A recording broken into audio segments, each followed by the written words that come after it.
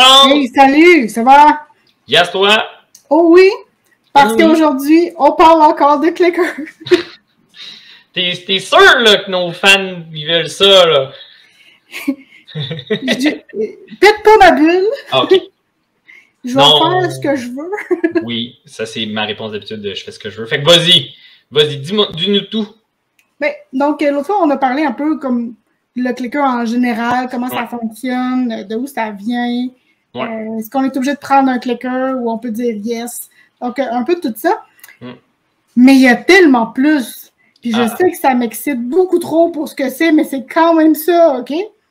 OK!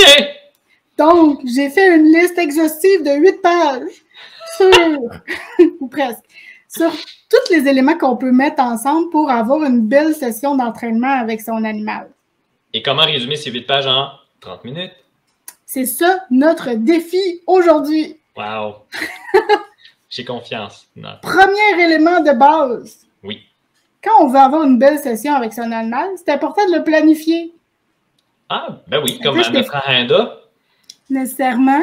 De savoir qu'est-ce qu'on veut montrer, de savoir un peu les étapes pour se rendre au comportement, puis on pourra en reparler une autre fois peut-être, mais comment on décrit un plan d'entraînement. Ouais. Comment on décortique si c'est vraiment très compliqué comme comportement, genre grimper dans un cerceau en feu avec une assiette en équilibre sur un bâton sur son nez. Conduire un char. T'as-tu vu le chien qui conduisait une voiture? Oui! Voilà. Donc, moi, mon chien, je veux qu'il fasse ça. Puis non seulement ça se planifie pour l'objectif, mais je crois que ça se planifie aussi pour arranger l'emploi du temps de l'animal pour qu'il ait envie de travailler. Oui, puis de s'amuser parce que des fois, là, ben, manger du cheesecake, tu te dis tout le monde aime ça. Non, premièrement, non. Deuxièmement, pas tout le temps. Donc, peut-être que là, tu avais envie de dormir, peut-être que là, tu avais envie de regarder la télé, peut-être que tu avais envie de rien faire ou tu avais trop mangé déjà. Donc, il faut s'organiser pour que ça fonctionne, pour que l'animal ait, entre autres, un peu faim pour aider à sa motivation, mais je dirais pas trop. Enlevez-y pas sa nourriture. Là. Ouais, mettez-le pas à jeûne 24 heures. Là. Non, parce qu'on ne veut pas qu'il y ait comme l'énergie du désespoir que, mon Dieu, si je meurs, si je réussis pas ça, parce que là, ça le mettrait un peu comme contraint ou ça le mettrait un peu... moi, je trouve qu'ils deviennent un peu électrifiés, je dirais. Ouais. Ben, ils sont pas eux-mêmes quand ils n'ont pas leurs sneakers. Voilà, exactement. Donnez une sticker à votre... Non, faites pas ça. Mais pourquoi je disais de planifier aussi dans l'emploi du temps de l'animal, qu'il ait envie? Moi, on parle tout le temps de chiens quand on parle de clicker, on pense à ça, mais les chats, là, s'entraînent très bien au clicker aussi. Mais les chats, ils ont un emploi du temps très chargé, là, où est-ce que un somme n'attend pas l'autre. Ben oui, ça n'arrête jamais. Exact. Fait qu'il faut prévoir un peu quand il va manger, parce que surtout que les minous sont souvent nourris à volonté, donc la nourriture est toujours accessible, ils vont manger quand ils veulent. Donc, c'est important soit de retirer la nourriture à un bon moment ou de planifier une collation ou si, en tout cas, voilà, toute cette astuce à considérer. Bon point. Ça, ou pour les chiens aussi, c'est de prendre la portion de nourriture puis d'en réserver une partie pour l'entraînement. Et voilà. Puis le reste, le remettre dans un bol pour distributeur. Moi, tu vois, je faisais l'inverse. Même, mon chien commençait à manger dans un bol distributeur. Puis comme, passe un petit peu ta fougue de manger là-dedans. Là. Ouais. Quand tu vas être un petit peu plus calme, là, on va pouvoir jouer ensemble. T'sais. Très, très bon point. Qu'est-ce qu'on planifie d'autre? Des courtes sessions. Donc, chez les chats, moi, j'avais l'habitude de dire 2-3 minutes. Toi, qu'est-ce que t'en penses? Ouais, maximum 5 minutes, là. Ouais, c'est ça. Max. Exact. Chez les chiens aussi, gardez ça court parce que c'est un jeu, puis les jeux longs, là, c'est dangereux qu'on se tanne rapidement. Donc, le Monopoly, c'est trop long. Peu de gens veulent rejouer au Monopoly. Puis, tu sais, c'est des mouvements répétitifs qu'on fait, là. Notre objectif, c'est de dire, mettons, c'est un exemple poche, mais le assis, il va quand même bien répéter le même mouvement pendant à peu près une couple de minutes. Fait qu'il va peut-être le répéter une dizaine de fois, vingtaine de fois. L'animal va s'écœurer aussi. En tout cas, il y a des chances. Oui, tout à fait. De vous. Oui, tout le monde va être écœuré là-dedans. Fait que gardez ça court, gardez ça le fun et animé, puis on peut changer de comportement aussi dans la session. Donc, puis si ça ne marche pas là aujourd'hui, c'est tel signal-là, ben passez à une autre chose.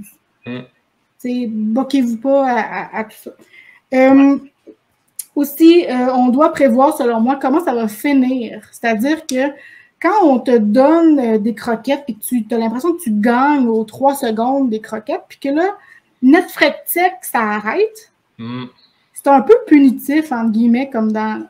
La fin de la session devient poche. Ouais. Puis, ça peut créer une certaine frustration, ça peut créer... Là, j'exagère, mais le chien fait comme... Qu'est-ce que j'ai fait? Pourquoi ça marche? Il fallait que ça arrête, c'est ça? Oui, comme... Donc, on veut pas ça. Donc, moi, j'utilise beaucoup de la distraction pour ça, que ça soit ou bien un jackpot, c'est-à-dire je me garde 4-5 croquettes, puis à la fin, il fait une belle chose, je fais « yeah », puis j'y lance les croquettes.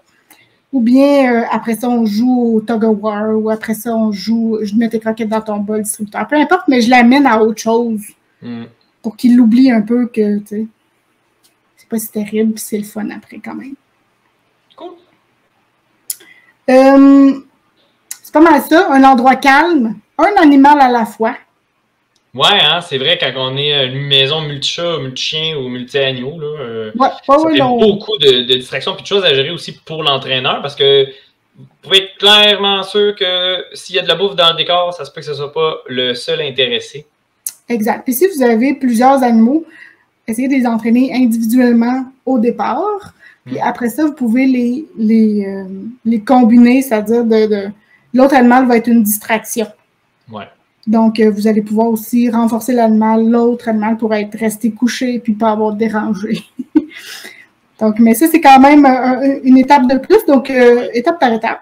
Donc, ça, c'est comment on l'organise. On n'est même pas rendu dedans encore, là. Et non! Puis, encore moins maintenant, parce que, comme on disait l'autre fois, c'est un peu l'équivalent de jouer au golf. C'est une technique. Ouais. Il faut l'apprendre, il faut acquérir le sens du timing et autres. Puis, j'ai des petits exercices ici pour vous pour être le best of the West du clicker. Ou pas, c'est ça. Laurence. Puis, tout ça, ça va permettre d'améliorer la communication avec son animal. Parce que si vous êtes meilleur, entre guillemets, dans le timing, puis c'est plus précis, ben, ça va créer de moins de frustration de la part de l'animal. Quand on n'est pas clair, c'est vraiment pénible. Puis selon l'animal que vous avez, ben, il y en a qui sont moins résilients à ça. Mon chien est zéro résilient à ça. Ah ouais. Ma mère demandait assis à mon chien, mais en faisant le geste de coucher, il jappait après. Elle était comme... Moi, je l'entendais dire comme « Je peux pas croire que je vais manquer la chance de gagner une carotte parce que je sais pas quoi faire. » J'ai des instructions pas claires. Bref, il faut être clair, puis ça améliore d'être meilleur, de travailler son timing. Donc, premièrement, qu'est-ce qu'il faut travailler et se rappeler aussi dans les sessions d'entraînement, c'est d'être immobile. Parce qu'on en a parlé, les parasites, donc bouger, parler à un autre chien. Tout ce qui... Gesticuler, ouais, c'est ça. Des fois, juste jouer dans sa pochette de biscuits. Jouer dans... Exact. Ou bouger la télécommande de clicker. Mais on veut que le marqueur reste le son. Ouais. Et non pas le mouvement d'un clicker. Donc, ne pas bouger. Trouvez-vous une position de base. Fait en premier, trouvez-vous la position que vous aurez à toutes les fois que vous entraînez un animal. Ça, on le voit peut-être, ou peut-être juste moi, là, mais ceux qui entraînent des dauphins sur le bord des piscines, habituellement, sont très droits, stoïques, tu sais, parce qu'on veut être sûr qu'on envoie un signal à la fois et non pas quelque chose de mélangé. Ouais. Parce que dans la clarté des instructions, ben, l'animal essaie de décoder puis de déduire qu'est-ce qu'on s'attend de lui, tu sais, pour qu'il fasse ce qu'il faut pour avoir le biscuit au final. Mais si on met plein de parasites, donne plein d'informations sensorielles, c'est plus difficile pour lui de s'y retrouver, de c'est quoi que je dois retenir. Puis, il y a beaucoup de superstitions, des apprentissages superstitieux que si justement l'animal, il voit qu'on se met à jouer dans notre pochette, peut-être qu'il se dit ce que j'ai fait mérite le biscuit, peu importe ce qu'il a fait peut-être que ça va l'induire en erreur. Puis même, il va peut-être pas d'entendre le son du clic. Exact. Bref, le marqueur va être autre chose, ou il va anticiper, ou vous allez perdre son attention parce qu'il va regarder la pochette. Ouais. Donc, tu sais, restez le plus possible, on respire, là, mais immobile. Immobile et silencieux. Fait que trouvez-vous une position confortable. un des exercices qu'on peut faire pour pratiquer son timing maintenant. Donc, on a toute une balle à la maison, une balle de tennis, peu importe. Et c'est de prendre le clicker quand le chien n'est pas là, parce qu'on ne voudrait pas comme l'induire en erreur en cliquant pour rien, là. Mais tout seul, à la rue, je sais pas. Donc, avec le clicker, vous allez lancer une balle, vous allez essayer de cliquer à chaque fois que la balle touche au sol. Okay. Ça a l'air bien simple comme ça. Non, il faut avoir du rythme, mais... Oui, puis ça devient un petit peu plus rapide, merci à la gravité. Ben oui. Donc, d'essayer de cliquer, puis d'avoir le sens de quand est-ce que ça va arriver. Donc, tu sais, de travailler ça, ça peut aider aussi le timing. Puis moi, j'ai vu l'exercice qui c'était pareil, tu lances la balle, puis c'est quand tu arrives à son apogée qu'il faut que tu cliques. Là, c'est pas facile parce que la personne qui lance pas tout le temps en même force, tu sais. Oui. Fait que ça, c'est un bel exercice, même, je dirais, comme après, tu sais, on va y aller sur la théorie du clicker, fait qu'on commence par facile, puis on complexifie. Mais ça, je l'aime bien comme deuxième exercice. Je pense qu'après ça, on fait OK, on clique à l'apogée de la balle. Puis, moi, j'en avais un autre que je fais, là, il est un petit peu plus funky. Dites-vous que quand vous faites une session d'entraînement, non seulement vous cliquez au moment que ça arrive, mais vous êtes obligé aussi de prendre la décision à savoir est-ce que ça atteint le critère ou ça n'atteint pas le critère. Fait qu'il y a une décision qui doit être prise aussi en même temps, rapidement. Okay? En fonction de ce que tu vois. Exact. Fait que moi, ce que je vous dis, c'est prenez un dé. Ouais. Puis, je sais pas. C'est un chiffre ou un pair ou impair ou un chiffre. Pair ou impair. Fait que, tu sais, à plusieurs, c'est encore plus drôle. Fait que tu roules le dé, puis là, tu dis, on clique quand c'est pair. Puis là, tu vois que, là, ça demande un petit peu plus de jus puis de rapidité pour saisir si ça passe ou ça casse, comme si on donne le biscuit ou pas.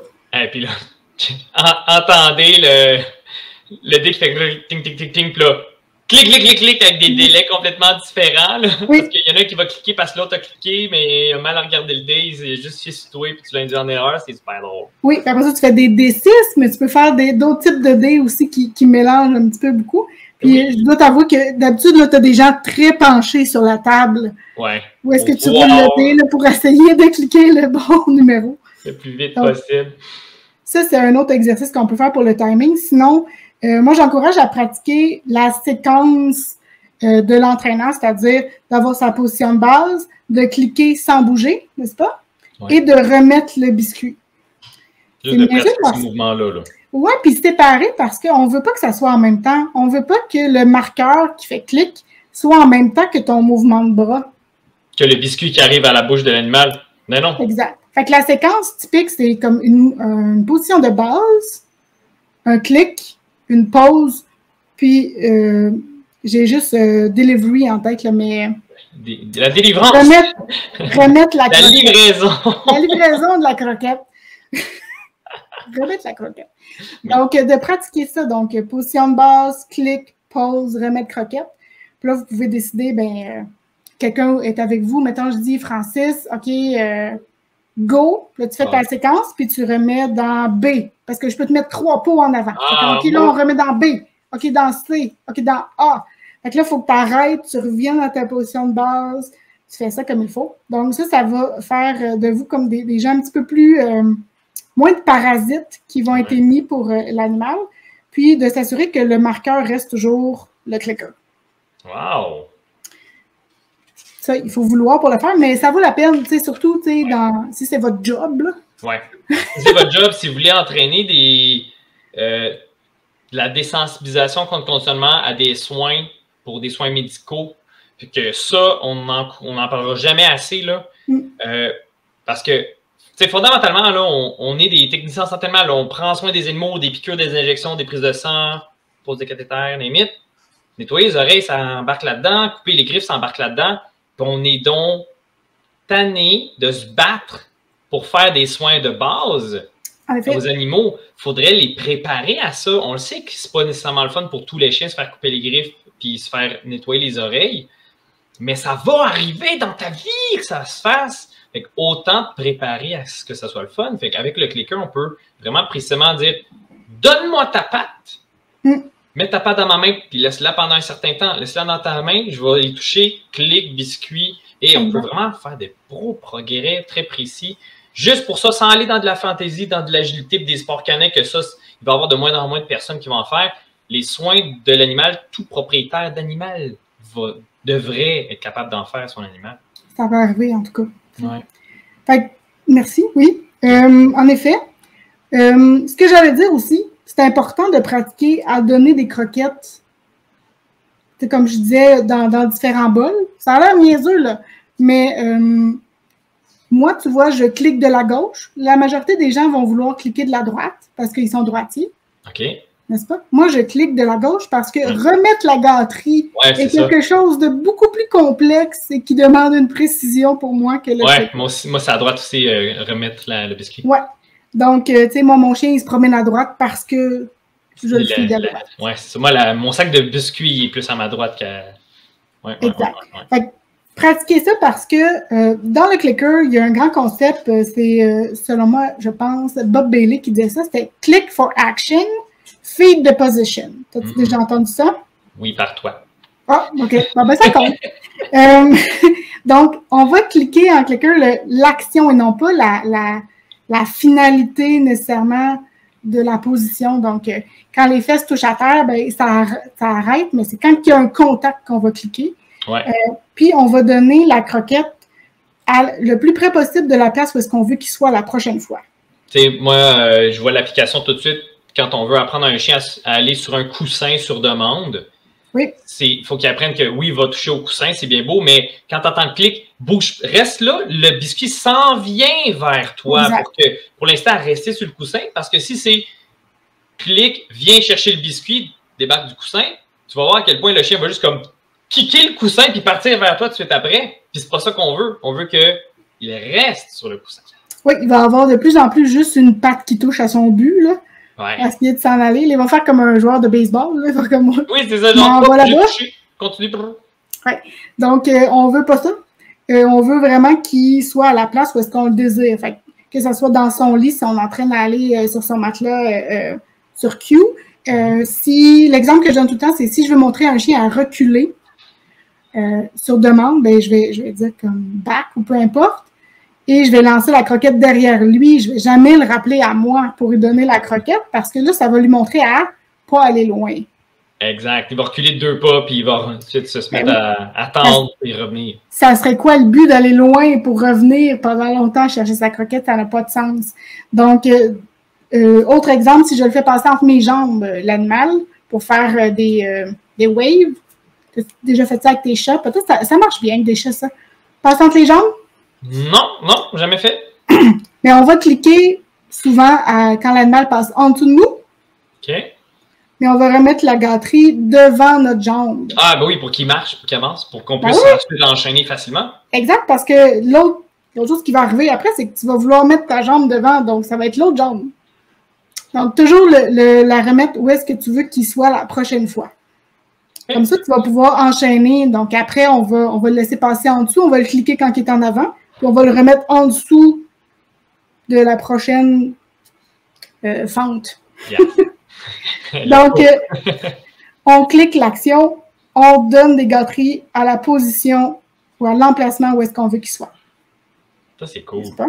Mais oui, ça, je me suis un peu comme la marche en laisse, là, si on veut. Fait que si le chien nous dépasse, on va l'appeler, reviens, mais je vais te nourrir à ma droite, disons, si je veux le tenir à l'aise à droite pour que tu fasses le tour et que tu reviennes tout le temps à la position à droite. Oui, parce qu'on veut que ça soit là, dans ce 10 cm² à côté, qu'il soit. C'est ça qu'on veut, là. Donc, on remet la gâterie où est-ce qu'on veut qu'il soit. Ça, c'est quelque chose qu'on peut pratiquer, comme je disais, avec le timing, avec toute la séquence, de pratiquer à remettre à différentes places, parce que vous allez devoir remettre à différentes places, puis à mon sens, c'est une des choses qui est le moins utilisé comme concept, mais qui apporte quand même vraiment beaucoup d'avantages. J'ai l'impression que quand on est pris à une certaine étape de notre plan d'entraînement, là, puis que ça avance pas, là, souvent, c'est où est-ce qu'on va remettre la gâterie que je trouve qui fait défaut. Très bien. C'est dans la poche. Éditorial. Sinon, dans la session d'entraînement, on peut utiliser 3 grandes catégories de types d'entraînement. OK. J'ai décidé que c'était des catégories. Méthode, peu importe. OK. Donc, je pense qu'on a déjà parlé un petit peu de ce que c'était le leurre. Ah oui, ouais, ça. On va leur toucher un petit peu.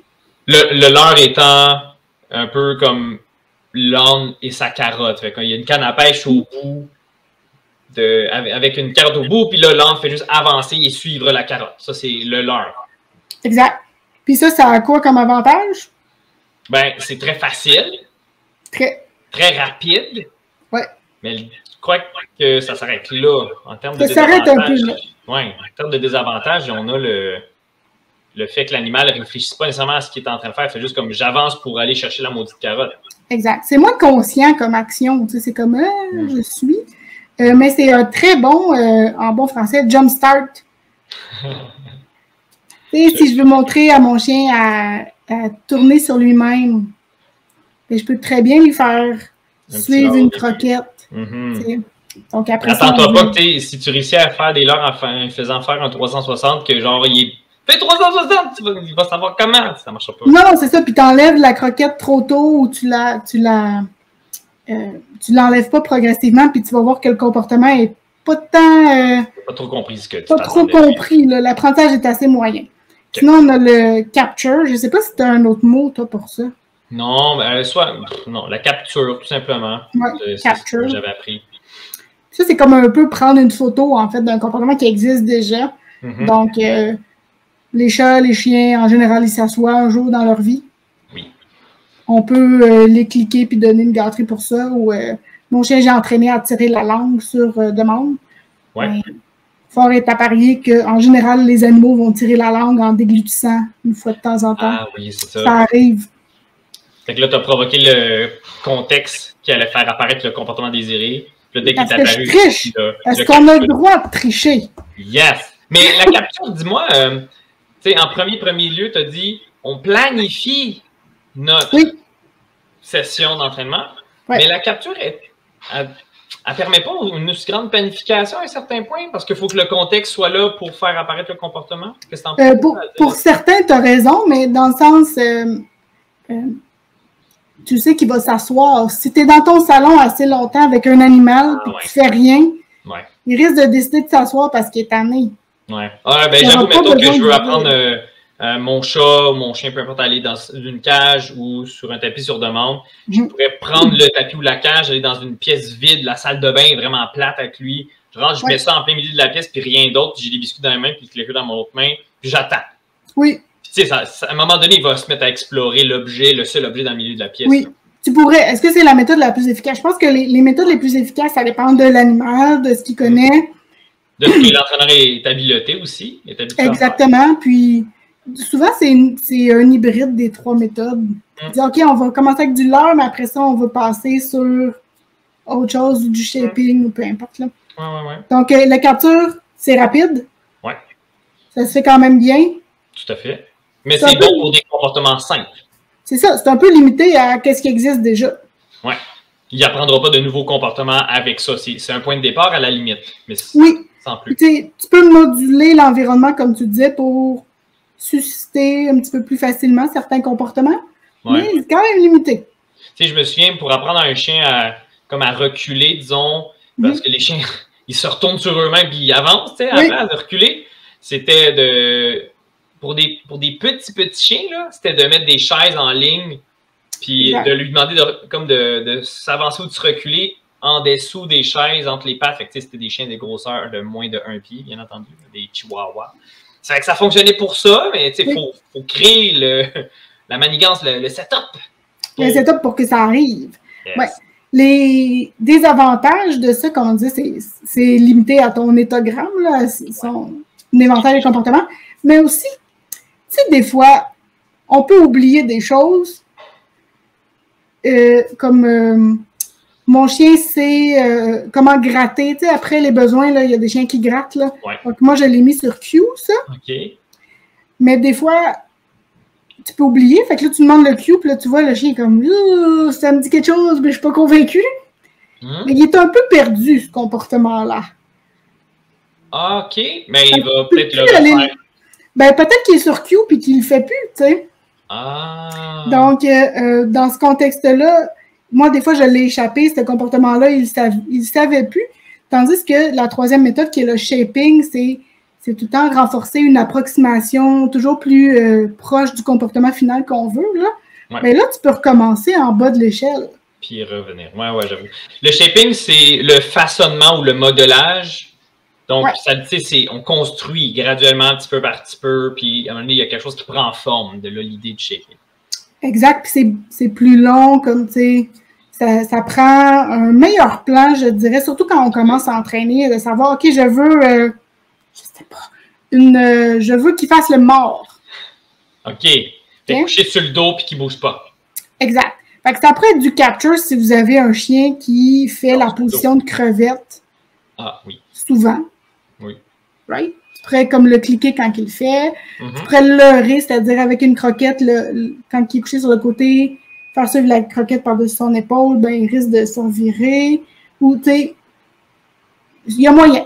Mais si on veut le shaper, si on veut renforcer des petites approximations toujours plus proches du comportement qu'on veut, ben, c'est meilleur pour les comportements plus complets, plus complexes, pardon. Ouais. Donc, on peut cliquer pour coucher, on peut cliquer pour coucher sur le côté, cliquer, tu sais. Donc, sur le côté, mais là, avec les hanches qui est un petit peu plus tournées. Ouais. Coucher à plat, mais coucher à plat avec les hanches d'un côté, puis ensuite, là, côté-côté, puis on peut le faire tourner avec le leurre, on peut le faire tourner la tête, puis là, tomber sur le dos pour qu'il mange le biscuit. Ça, ou j'essaie de chercher un autre comportement en shaping, faire du skateboard.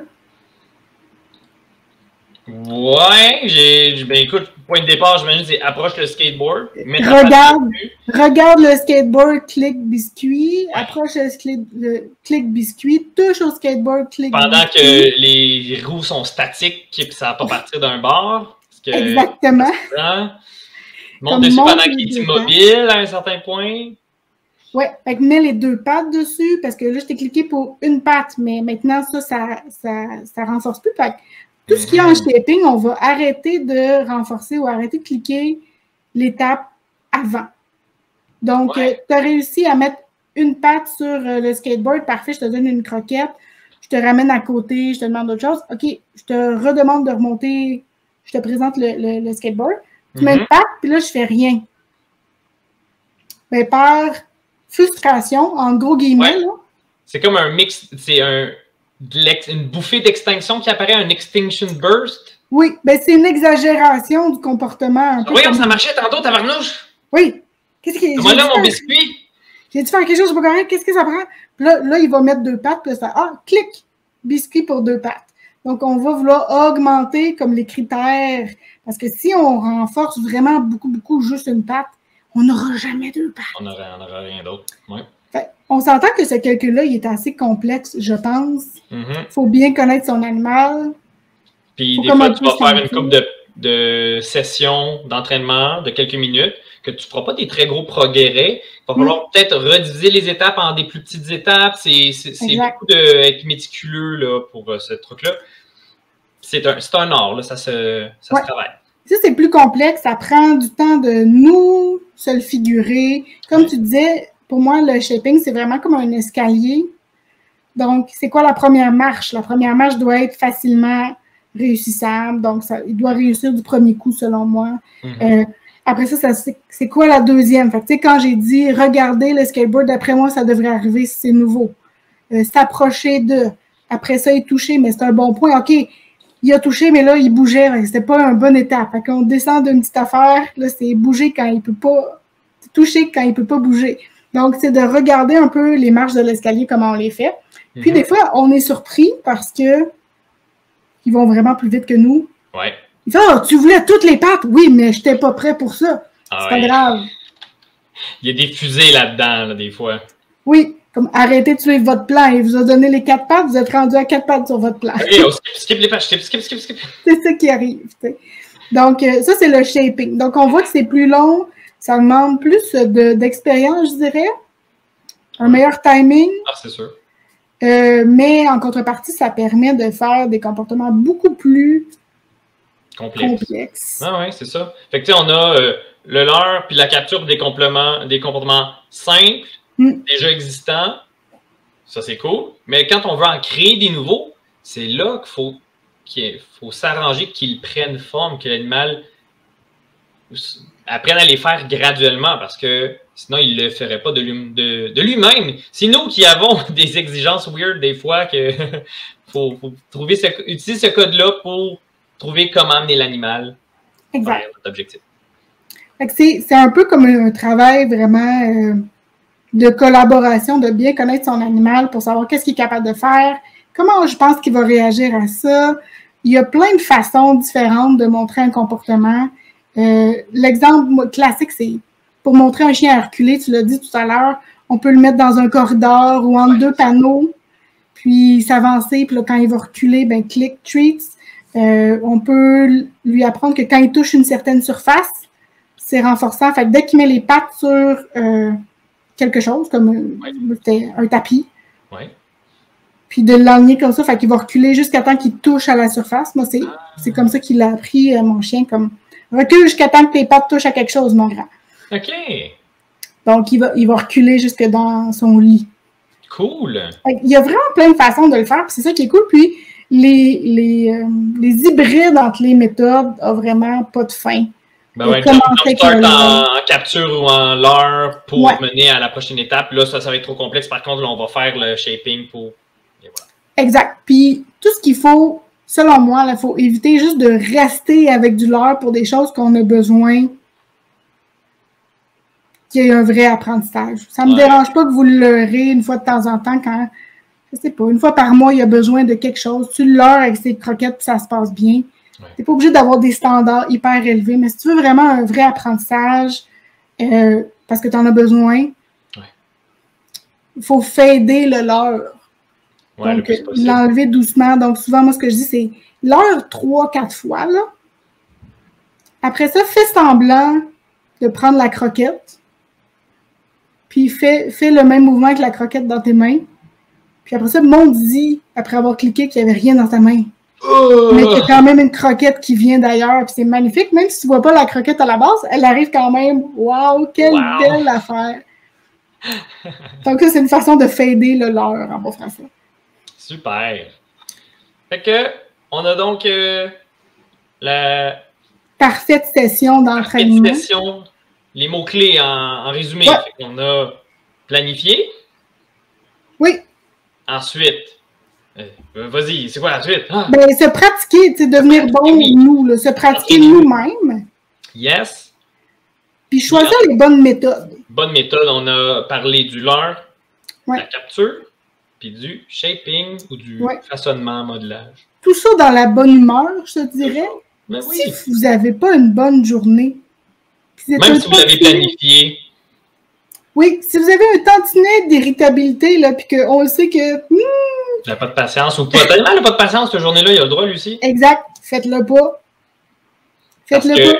Il faut que ça soit le fun. Il ne faut pas que ça soit une corvée d'entraîner l'animal, parce que sinon, ça n'arrivera jamais. Un peu comme pour les soins des animaux, pour le brossage de dents spécifiquement, il faudrait, là, si on vivait là, vraiment dans un monde parfait, il faudrait brosser les dents de nos chats, de nos chiens à tous les jours, comme pour nous, pour les mêmes raisons.